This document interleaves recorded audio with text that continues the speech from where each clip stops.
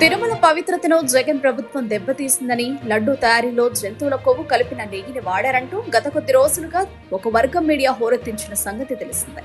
కానీ ఇప్పుడు scene reverse అయినట్లు కనిపిస్తుంది.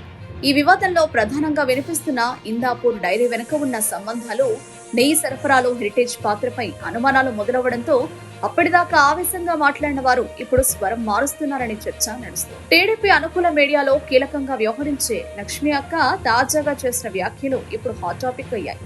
ఇప్పటి వరకు జంతు కొవ్వు, టాయిలెట్ క్లీనర్ వంటి పదాలతో భక్తులను ఆందోళనకు గురి చేసిన సదరు మీడియా సంస్థ ఇప్పుడు ఒక్కసారిగా ఇక మీదట ఇలాంటి వార్తలు ప్రసారం చేయమని ప్రకటించడం వెనుక అసలు కారణం ఏంటన్నది ఆసక్తికరంగా మారింది. జంతు కొవ్వు వంటి పదాలు భక్తుల మనోభావాలను దెబ్బతీస్తున్నాయని, 80% ప్రజలు దీనిపై అసహనం వ్యక్తం చేస్తున్నారని చెబుతూ ఈ అంశాన్ని పక్కన పెట్టాలని చూస్తున్నారు.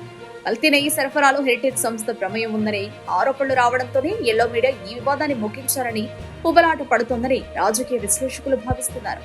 బోలేబాబా, ఇందాపూర్ మరియు హెరిటేజ్ కూటమికి సంబంధించిన నిజాలు బయటపడమే ఈ వెనకడుగుకు ప్రధాన కారణమని సోషల్ మీడియాలో నెటిజన్లు కామెంట్లు చేస్తున్నారు. నిన్నటి వరకు జగన్ ప్రభుత్వమే దోషి అని గగ్గోలు పెట్టిన వారు నేడు నిజాలు తమ వైపు తిరిగేసరికి భక్తి, మనోభావాల ముసుగులో ఈ ఇష్యూని క్లోజ్ చేయాలనుకోవడం గమనార్హం. సత్యం ఎప్పుడూ నిలకడగా ఉంటుంది, కానీ రాజకీయ ప్రయోజనాల కోసం చేసే ప్రచారాలు ఇలాగే మధ్యలో ఆగిపోతుంటాయని తాజా పరిణామాలు నిరూపిస్తున్నాయి.